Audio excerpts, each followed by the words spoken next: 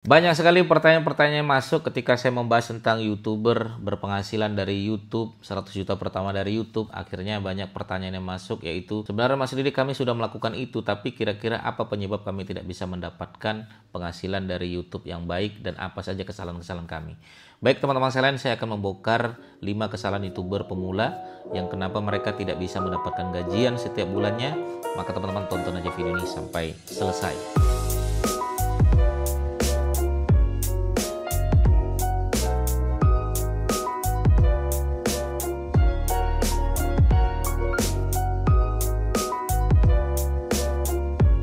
Oke, teman-teman sekalian ya, banyak sekali sebenarnya kesalahan-kesalahan para YouTuber ya. Saya juga diskusi, mereka juga pernah datang ke sini yang ngobrol tentang channel YouTube-nya tidak juga berkembang.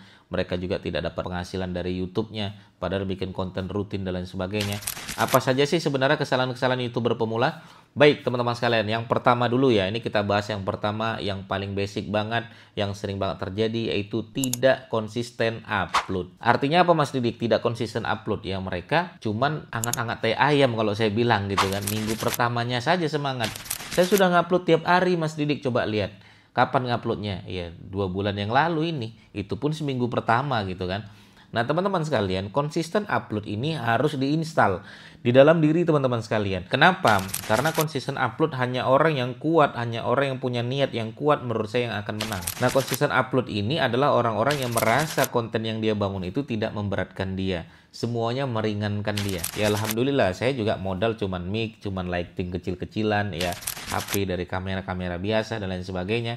Bagi saya itu sudah modal yang cukup dan tidak memberatkan saya. Saya tidak harus pakai kamera yang DSLR yang mahal harganya 50 juta, kemudian editing yang rumit dan lain sebagainya. Saran saya tidak perlu teman-teman sekalian, bikin yang meringankan dulu saja.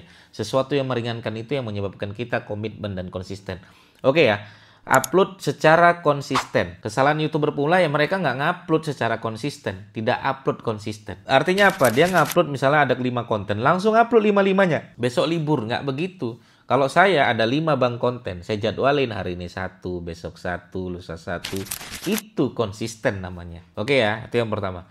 Yang kedua, kesalahan YouTuber pemula adalah tidak jelas niche-nya, tidak jelas temanya. Hari ini bahas pengajian, tiba-tiba besok bahas politik, tiba-tiba besok bahas tutorial matematika. Ini apa maksudnya?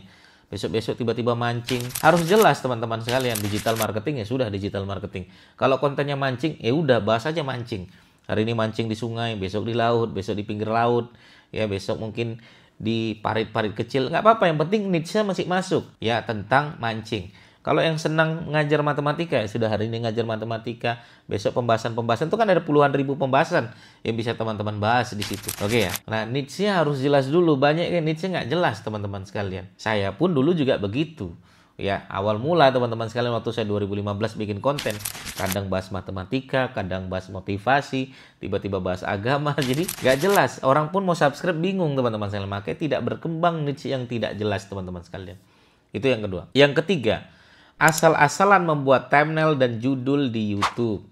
Padahal penonton kita pertama kali dilihat itu adalah thumbnail teman-teman sekalian. Teman-teman bisa lihat thumbnail yang sedang rame, yang sedang pembahasannya apa ya. Atau thumbnail yang kalau saya seperti ini thumbnail saya. Nah, teman-teman nanti bisa lihat tuh. Merah-merah semuanya. Kalau ada orangnya di tengah-tengah semuanya. Ya, nggak apa-apa, biar rapi aja. Menunjukkan channel kita ini diurus. Menunjukkan channel kita ini ya ada penghuninya. Ada yang ngedit ya, pokoknya ada yang ngurus lah ya. Jangan nggak jelas thumbnail 2 paragraf dimasukkan di dalam thumbnail, nggak jelas ya. Pastikan thumbnail tuh mudah dibaca, pastikan thumbnail itu adalah problem-problem yang sering terjadi, kasih solusinya. Misalnya cara menghilangkan jerawat, nah jerawat-jerawatnya itu masukkan di thumbnail, kasih lingkaran merah, kasih bunderan gitu kan, kemudian kasih panah, kemudian before after, boleh juga seperti itu. Teman-teman bisa lakukan seperti itu. Itu yang ketiga. Yang keempat ya, ini nih penting banget teman-teman sekalian, kesalahan YouTuber pemula, tidak ngerti pencahayaan dan suara dan kamera. Nah kalau saya pribadi saya pakai ini teman-teman. Ini lighting saya nih, lighting saya itu. Lighting saya ini harga 50.000 lah di Shopee, banyak teman-teman sekalian. Ya. Nah, kemudian lighting bagi saya penting. Sebagus apapun kamera kita, kalau lightingnya nggak ada, nggak jelas teman-teman sekalian. Ini kalau saya matikan, ini kalau saya tutup teman-teman tuh.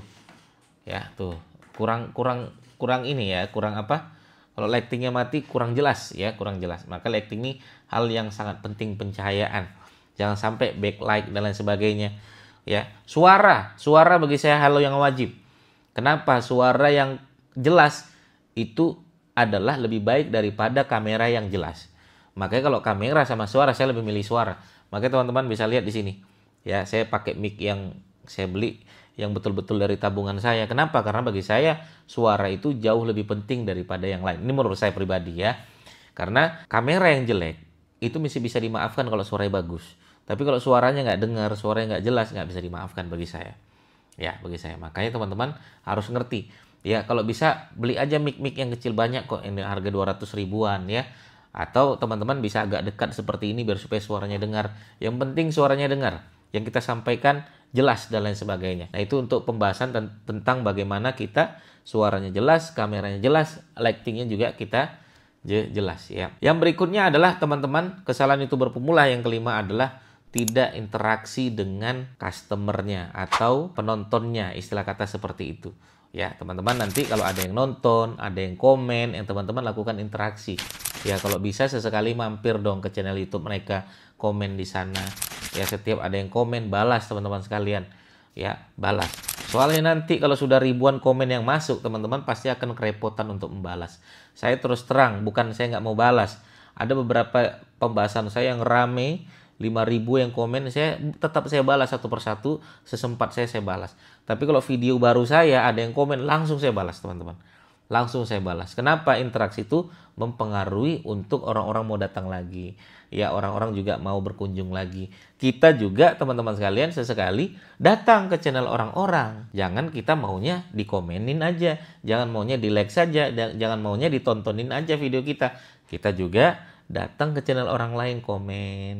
Tonton video juga mereka. Biar supaya ada saling timbal balik nih. Itu penting juga untuk teman-teman YouTuber pemula. Alhamdulillah saya sudah melakukan itu teman-teman sekalian. Dan itulah yang saya dapatkan. Dan harusnya teman-teman sekalian bisa mendapatkan apa yang saya dapatkan juga. Kita juga Alhamdulillah dengan YouTube, wasilah YouTube bisa umroh mengumrohkan. Dengan wasilah YouTube kita bisa daftar haji dan mendaftarkan kedua orang tua kita. Kita juga bisa sekolah, menyekolahkan juga dan lain sebagainya. Ya, jadi banyaklah wasilah-wasilah dari YouTube yang menurut saya teman-teman harus bisa mendapatkan itu semua. Gitu teman-teman, semoga bermanfaat bagi teman-teman yang bertanya. Silakan langsung aja bertanya di kolom komentar kami. Sampai ketemu lagi. Assalamualaikum warahmatullahi wabarakatuh. Bye bye.